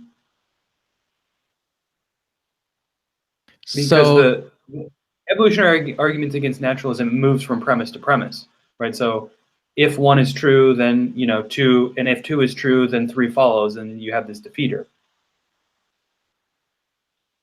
Okay, so scenario 6 is just a situation where the probability thesis is true. And so scenario 6 is the idea that, okay, if R is defeated here, then the defeater thesis is true, because the defeater thesis just is that, if PR given entity is low, then R is defeated. That's right, what defeats R. So what is this? So as I've already argument. As we've already been over, I think the probability thesis, your scenario 6, that is either false or it's undefined. And you don't believe that, though. What's that? You don't believe that because you don't believe God exists at all. Well, real quick, let me just jump in here. Okay, go ahead. So yeah, I just wanted to sort of clarify. So that case 6, scenario 6. We're talking about at this point when we're moving on to the defeaters thesis, like it seems to me that we can just assume for the sake of argument that the probability thesis is true, and then see like what follows from that if it were true. And that's maybe what the way that we could look at this defeaters thesis. And if you have any objections to it that way. Sure. And then if there aren't any, then no big deal. We can just go back and start talking about the probability thesis. Maybe I will say one thing. So I was thinking about this. I mean, it's possible that an atheist can agree with 1, and they can also agree with 2 of the evolutionary argument against naturalism. The idea that if 1 has a defeater or that 1 does have a defeater, if this probability thesis is true, then they have a defeater. And then 3, they maybe even accept that. Well, actually, you have to justify the move. So, Cameron, you said it's premise 1 and premise 2 that need justification, but I think 3 also needs it because, for instance, Plantinga gives an example of being convicted of a crime where there's evidence that you committed this crime. Maybe people have reason to think that you did do it. Some reliable person said that they saw you near the scene of the crime when it happened. And there's all this evidence, and maybe even these people are justified to believe that you committed this crime. But you remember being in the woods that day, or you were at the beach or fishing or something, right? So you can agree that the probability that you're innocent is low. You can say, yeah, I mean, given this evidence, it's low. And then you can even say, if the probability is low, then you get a defeater. You can say, yeah, I mean, I get this defeater. And the question, though, the relevant question here is, do you have a defeater of the defeater, right? So Plantinga says he does. He's like, well, my memory belief, this non-propositional, non-inferential memory belief of mine, it defeats the defeater. So while he'll agree that he has a defeater, he can say that his belief is not, that he didn't commit the crime, is not irrational. So I'll say to add to that, I think Michael Bergman says the same thing. And then also in my interview with Tyler McNabb, which you can actually follow or look through the YouTube channel, you can see the interview that I did with Tyler McNabb on the evolutionary argument against naturalism. That's one of the responses he thinks the naturalist can make, is that you have this non-propositional evidence. And you probably saw that video, Spencer, on the YouTube channel. But so that's what are your thoughts on that, Wade? How do you Well, it doesn't really solve this particular problem. I mean, so this type of defeater would provide an undefeated defeater. I mean, think of drug XX. So I believe that, I ingested drug XX in scenario 2, for example. Then later on, do I have a defeater? Do I have a test that my cognitive faculty is reliable? Does that work? Well, no, it doesn't. If all that stuff comes in long after drug XX would have affected my system, I can't get a defeater. There is no defeater that applies in this particular case, unless you can think of one.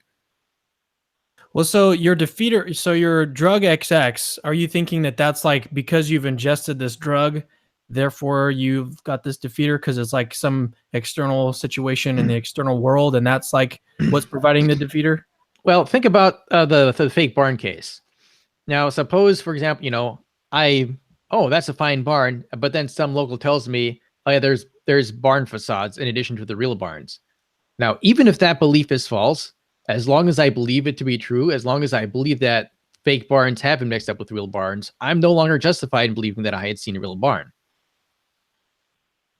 I wouldn't be rational in thinking that I had seen a barn. I would say, because unbeknownst to me, perhaps, but since I have that belief that there are fake barns mixed up with the real ones, I'm no longer justified in believing it. And that's the same principle applies here. If I believe that I ingested drug XX, well, then it doesn't seem like I have a defeater here. If all my would-be defeaters come long after I believe I ingested drug XX.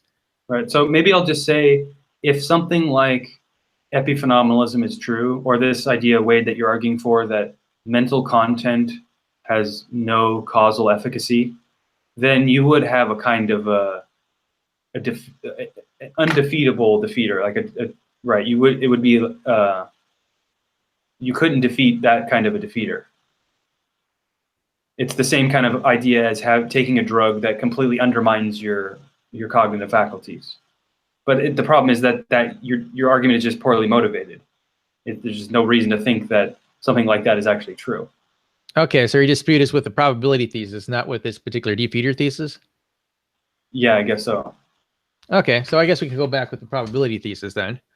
Yeah, I was going to say, I mean, that seems to be where the meat of the issue is here for you, Spencer, is that this probability thesis just doesn't seem right. And you presented the original argument. The first argument was about theism being non-contingent, being a necessary truth. And even on naturalism, it's necessarily false. And that's partly why I didn't want to jump back into it too quickly. But well, it's not that I'm assuming that it's necessarily false from the jump. It's that I'm assuming theism's non-contingency. I'm saying if it's true, it's necessarily true, and if it's false, it's necessarily false. And I think that's a reasonable presupposition to come to this question with.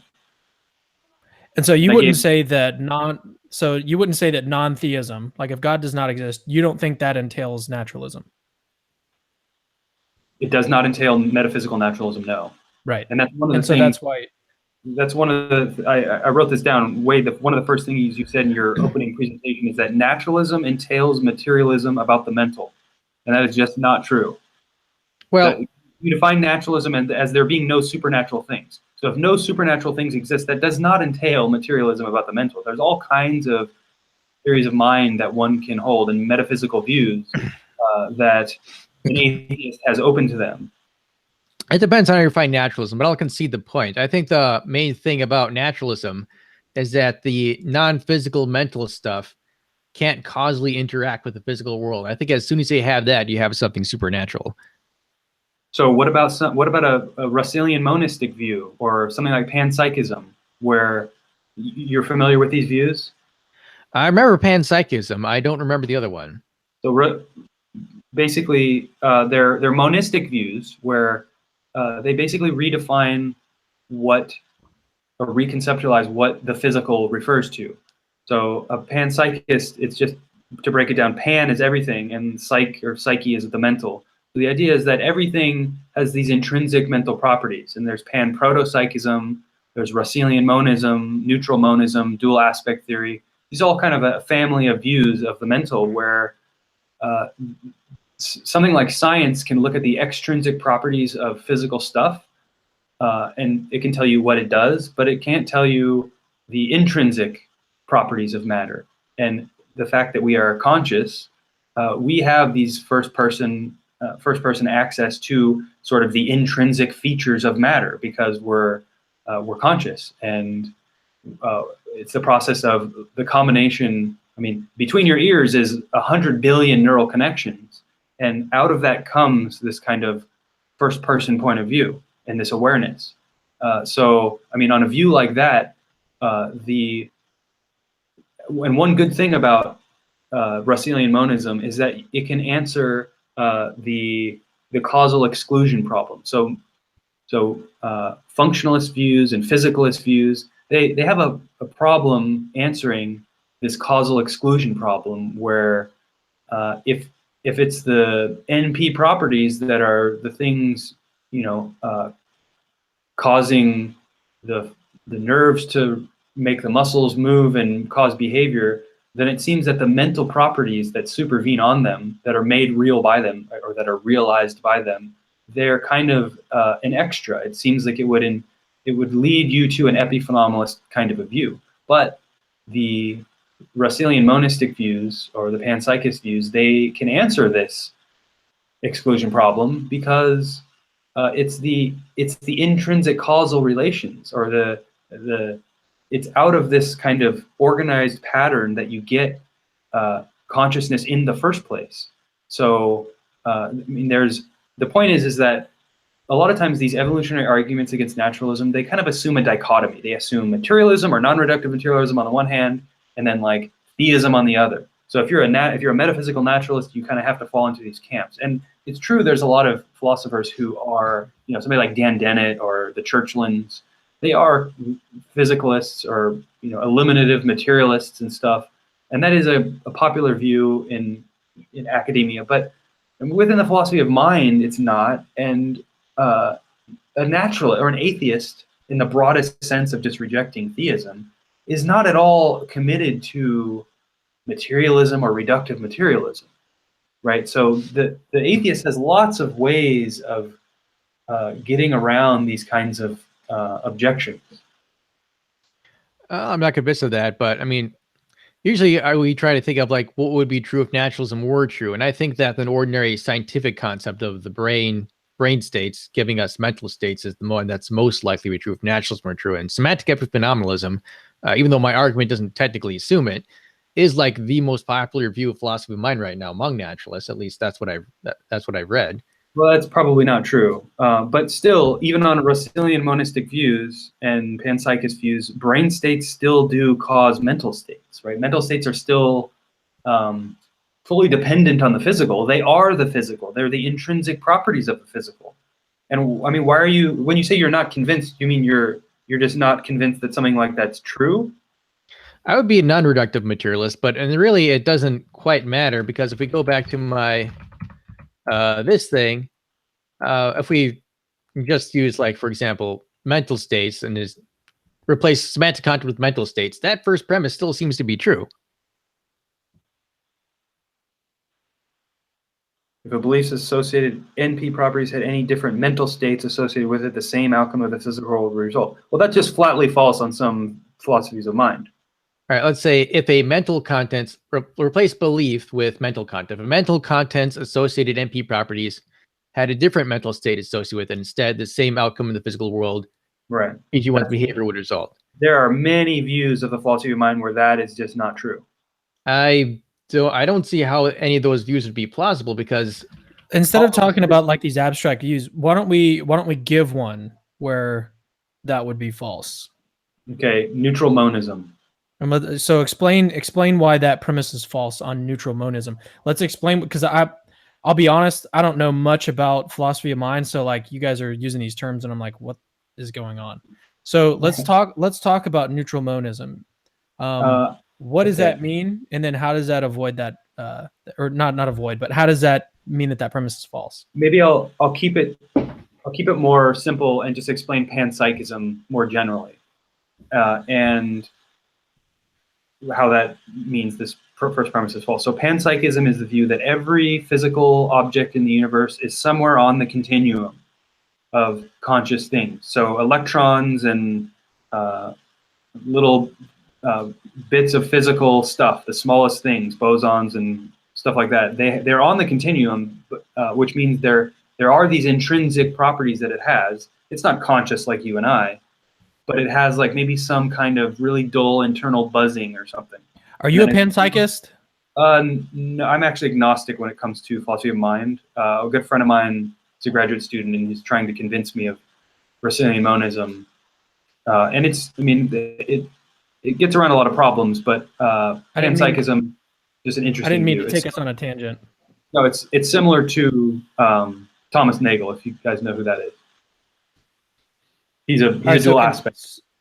Okay, so anyway, we have there's everything that exists in the universe is on this kind of continuum, and it's not like strong emergence where somewhere along the evolutionary line you just get mental states just pop out of nowhere and have their own kind of nomological laws that right. It's not this emergent view. It's like a weak emergent view where you have the proto properties of consciousness at the base level inside of the most fundamental things, and when you assemble them in this evolutionary process, what you get is really, really complex organized things like brains.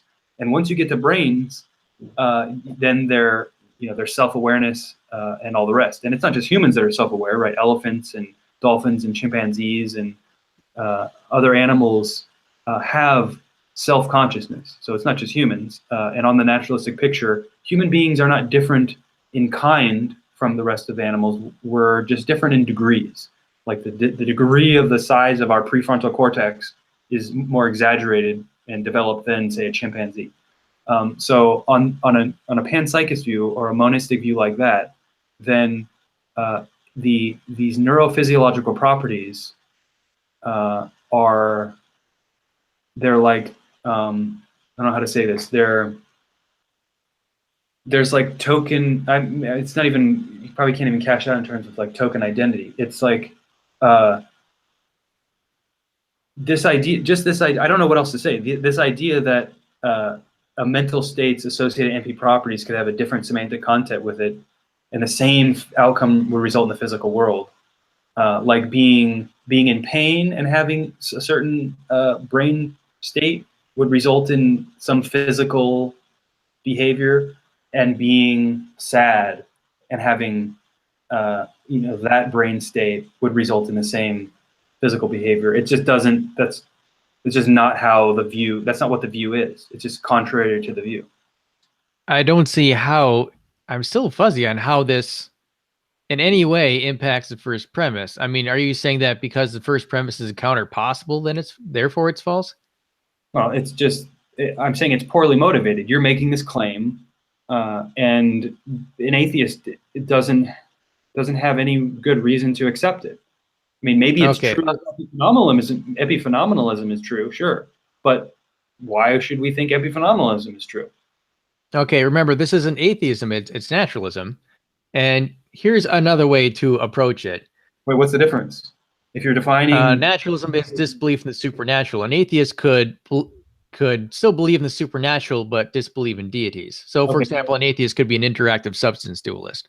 Sure, but is not. Here's another way. Supernaturalism. Nothing I've said is an appeal to supernaturalism. This is all natural. I agree, but I was answering your question about how could an atheist. All right, never mind that. Here's another way to approach this idea, the kind of concept that I'm dealing with. Now, suppose we had the same electrochemical properties, the same physical conditions, but a different mental state were associated with it. Suppose all the same initial physical conditions were the same, but the mental states were associated with certain locales, certain areas of the physical states, like the brain or whatever, were missing or different. Would the outcome be any different without any supernatural intervention?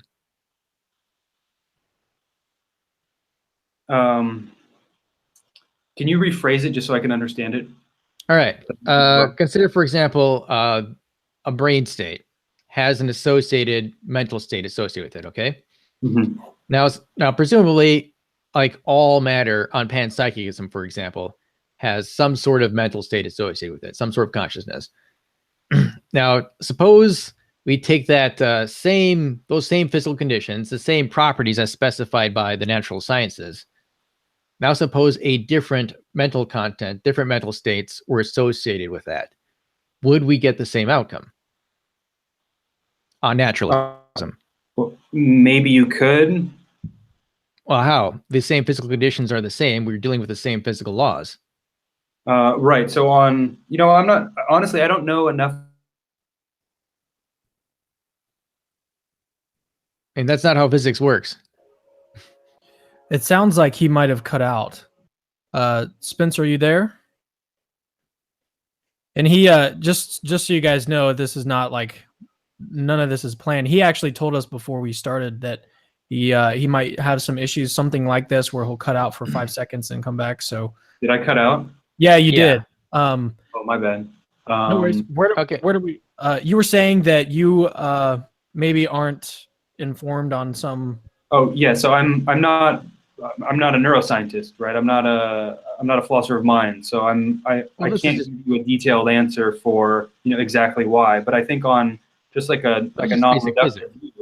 non-reductive physicalist view, yeah, maybe you could have the same NP property. Well, so that I'm not sure because semantic That was the content. question. What's that? Okay, remember, to reiterate the question I asked before you cut out. Suppose all the same physical conditions are the same everywhere, the entire universe, right? All of physical reality had the same physical conditions, but different mental states were associated with those physical conditions. Mhm. Like Would you the stub your outcome toe- be any different on naturalism? Like you stub your toe, and instead of having a mental state of pain, you have a mental state of pleasure. Yeah, and all the physical conditions are the same. Every single aspect of the physical universe as described by the natural sciences. Well, it depends if supervenience is true or not. So if supervenience, the supervenience thesis is true, then mental states supervene on certain brain states. So when you have some certain NP property or NP, certain brain state, then you, in every possible world, you're going to have some specific either type or token mental state. Well, then treat this as in that case, you would treat this counterfactual as a counterpossible, a counterfactual with an impossible antecedent, or at least metaphysically impossible. It's not self-contradictory that the that the physical states have a different mental state associated with it. But I think the problem go back to my question. What if we had the same physical conditions everywhere in the same universe, but a different semantic content associated with it? Would we get a different outcome? So I think naturalism. I can't tell you whether or not supervenience is true. I don't know. Well, supervenience is relevant to this question. But if supervenience is true, then the answer is no. Well, why? How could that possibly work? I mean, you're dealing with the same physical conditions and you're having the same physical laws. And wouldn't that entail that we get the same physical outcomes?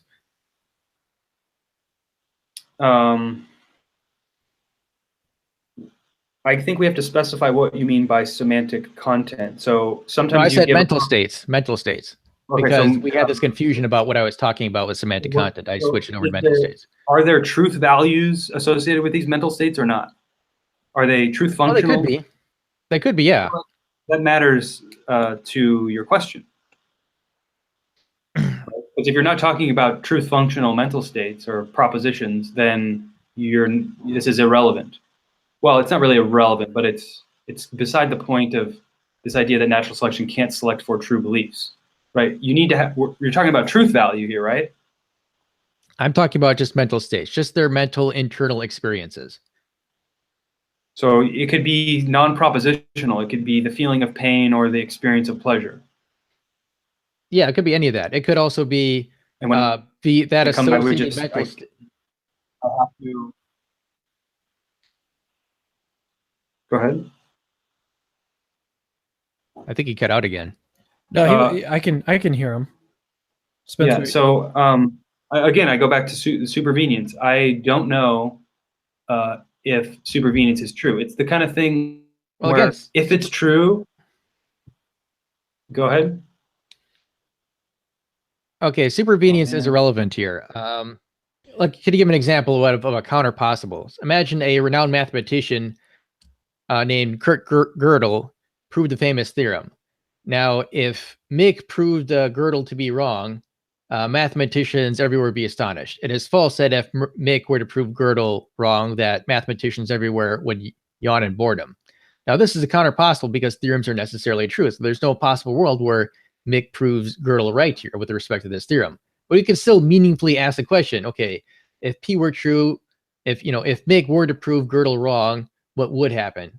Same thing here. If we did have different mental states associated with these physical conditions, would we get the same outcome? And it seems to me that the answer is yes, because we have the same physical conditions, we have the same physical laws, which together would entail the outcome. It seems like this would be true by definition because there's no unnaturalism, there's no supernatural intervention to change the way things go. I don't see how you could avoid this reasonably. Well, if we're talking about something with a truth value, then there could be some counter possibilities, some counterfactuals where the semantic content is it has different values or is different, and you don't need supernatural intervention. No, I'm talking about a situation where we have all the same physical conditions, same physical laws. Right. So imagine the treasure hunters who have the same maps and the same territory, except the treasure has been moved. That's So not the you same have- physical condition, though. That's a different physical condition. I'm talking about a Okay. situation where everything in the universe has the same thing with regard to the natural sciences. All the same properties everywhere in the entire universe is the same, physically speaking, Sure. in terms of the natural sciences. Now suppose different mental states were associated with those. I'm not talking about semantic externalism. I'm not talking about that sort of semantic content. I'm just talking Right. mental states, the inner experiences. So again, this goes back to supervenience. If Well, something as like supervenience is true, then no. It's not possible to have different mental states with the same physical states of the universe. That's irrelevant to this thought experiment. Well, yeah, I mean, Wade's just he just responded to that and said, well, even if you have this like counter possible just means that, and I can't pull up the screen for people to see it, but basically the antecedent of this conditional, this premise, if the antecedent of it is false and necessarily false, which is seems to be what Spencer is saying, if supervenience is true, then that antecedent is necessarily false. We have this counter possible. And Wade's response was to say, well, even if we have that, we can still sort of reasonably talk about what would be the case, even if this were the case. So if for somehow we were able to get a different mental property associated with this neurophysical physiological properties, these brain states, if we were able to do that somehow, just thinking about it conceptually, maybe, if we could do that, then would the same behavior result? And to me, like, as I've listened throughout this conversation, to me, like, it just seems really, really obvious that yes, we would have the same physical behavior result because we have the same NP properties. I mean, that just seems incredibly obvious. So Okay, let's just go with that. We have the same outward behavior, the same physical on this thought experiment. What follows from that? So then it would go to Wade's next argument, right? Yeah. Okay. So just think of, instead of semantic content, just think of mental states. Now, mental states can influence semantic content. If, for example, one is having, basically living in a dream world, that obviously wouldn't lead to a reliably true belief set. So think of, just instead of garbage belief set, think of garbage mental states, the kind of inner experiences associated with beliefs just within your mind when you're, say, having a dream, for example. It seems like we still get the same problem. So what my objection to your semantic externalist scenario with the map is that it really misses the point. It doesn't quite address the heart of my reasoning here, because I'm just talking about those inner mental experiences. And if you had wildly different mental experiences, those beliefs that you have will still be false, even if semantic externalism is true. If, for example, you have those mental states associated with the dreams that are, wildly unlike what one's external environment is, you still have that problem. Garbage mental states vastly outnumber those that accurately resembles one's external environment. It sounds to me that the argument is basically that, so on naturalism, there's no reason to think that and I can't see it again. I can't see the premise here. That those mental states would basically line up with reality. Right. So, to me, what it sounds like is that we're applying some sort of like principle of indifference, similar to like the fine tuning argument, where we have this huge set of different types of, you call them garbage sets, which just means that they're like mostly false beliefs. Yeah, wildly unrelated to the one's external environment, like in dreams. Okay. So there's still a matter of whether those mental states will line up with reality. Yeah. So I can give a rebuttal. So we can imagine a different scenario where, in fact, an infinite number of scenarios where the beliefs in your head about the inner witness of the Holy Spirit and your belief in Jesus and the Trinitarian God of Christian theism, we can imagine how those beliefs are put in there by a mad scientist, or a mad scientist from Alpha Centaurium or some other far off planet or some alien race or whatever. There's many different ways that this could happen. So it seems like we can imagine a scenario where the Christian has these mental states, and there's an infinite number of ways that what you're calling they'd be a garbage belief set. The garbage belief sets vastly outnumber those that accurately represent one's external environment. But that mere possibility, that mere thought experiment, it doesn't go to motivate a defeater for the Christian who thinks that they have a justified belief in Christianity. So it's like an appeal to the defeater thesis. What's that? This isn't the defeater thesis, though. This is a different argument. No, you're right. You're trying to justify premise 2, that the reliability of this alien race given naturalism and evolution is low. And I'm saying that doesn't justify it. Just like when I say, like, there's a million ways that your Christian beliefs could be an illusion put into your head by a mad scientist. That doesn't, the mere possibility of that, right? The mere logical, that's why in the beginning I called this like the logical space of possibilities argument. You're appealing to, like, look, there's this vast number of possible ways that you could have you could have illusions.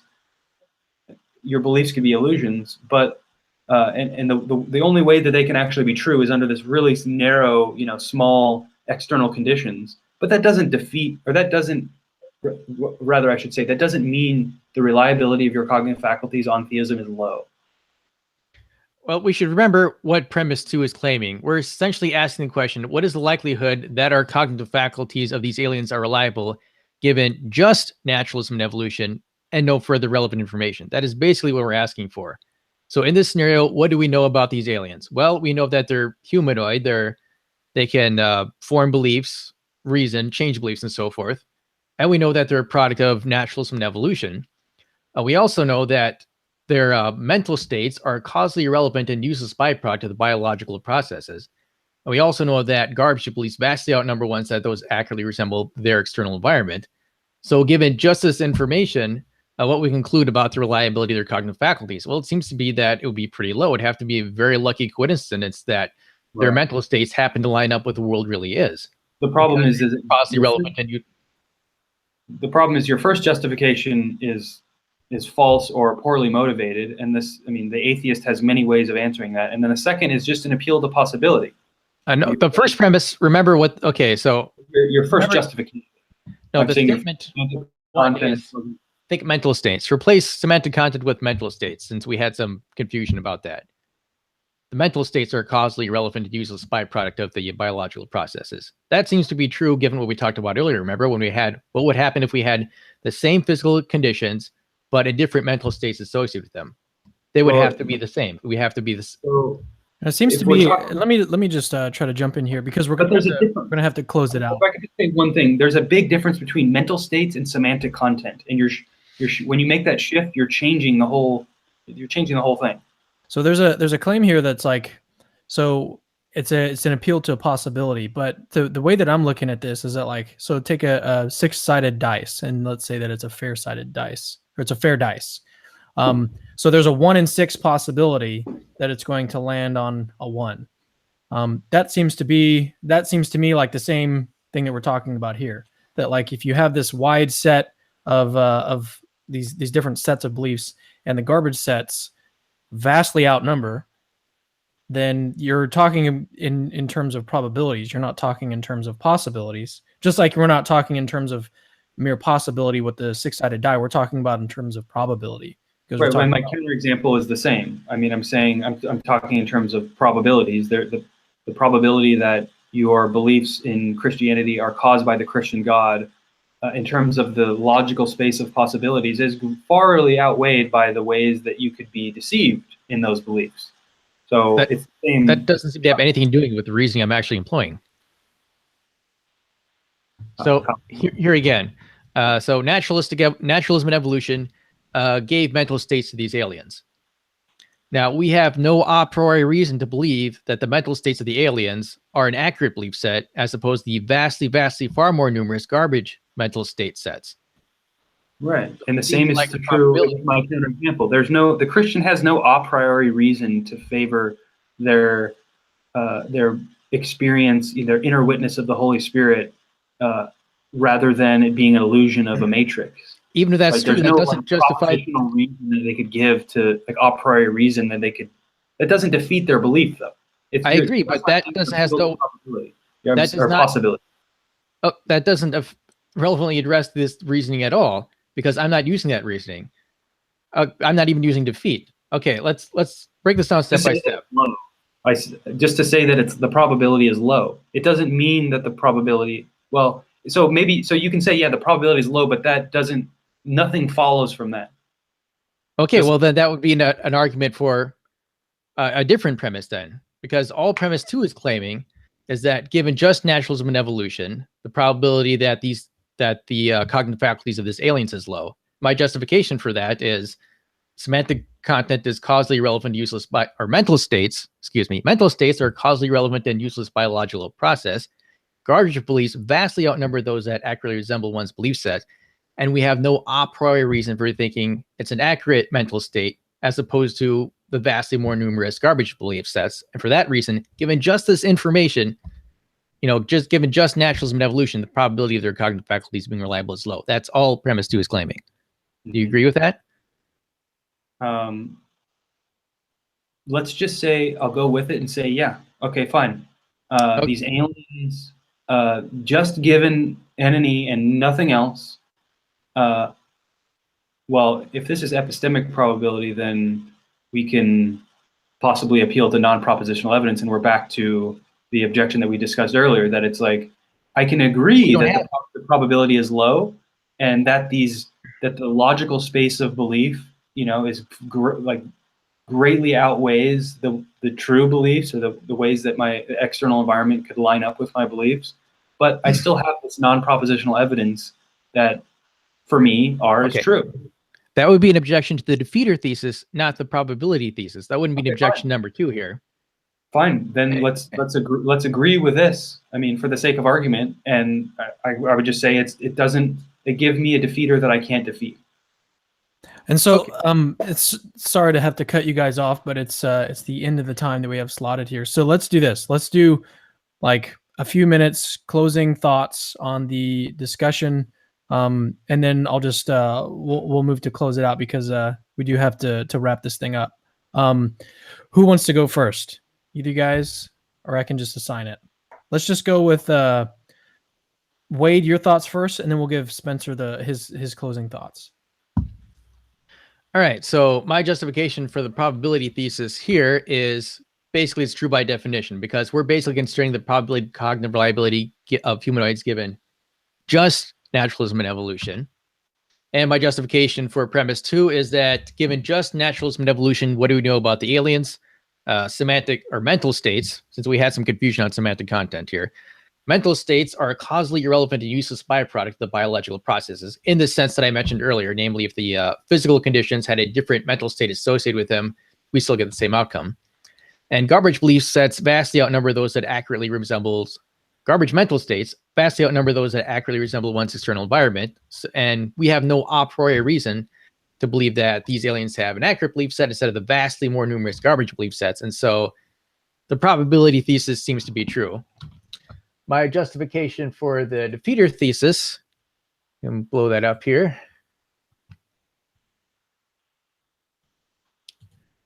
is this argument from Cases here. The general gist of it is that naturalism and evolution is like ingesting drug XX.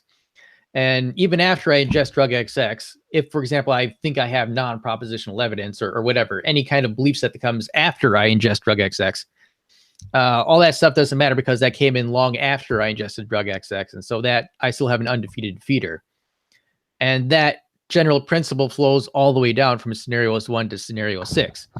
I can really strongly feel that I have accurate mental states, but as long as that came in after I ingested drug XX or the equivalent, like the XX mutation, that seems to provide an undefeated defeater for my belief that my mental states are accurate, that they align with the way the external world is.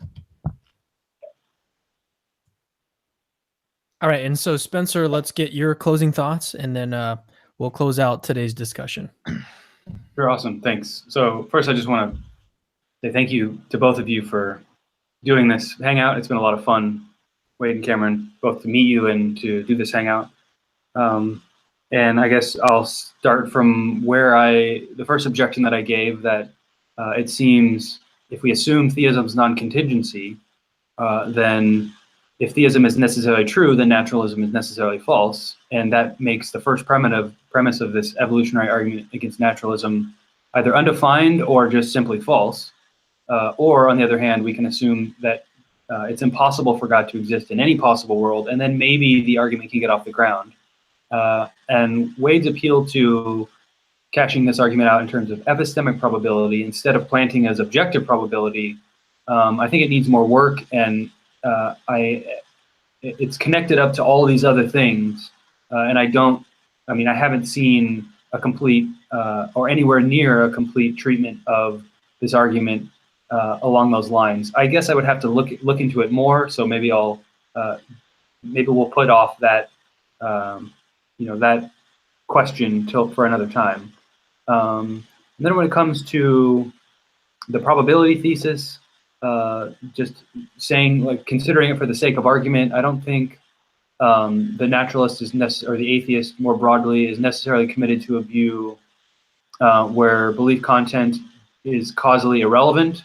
There's lots of reasons why an atheist can think that the semantic content or the truth value of beliefs enters into the causal chain. And as far as like Wade's defeater argument, this argument by Cases where we take this drug XX, it seems to me that he's asking for propositional evidence. We have no propositional evidence to defeat the defeater, but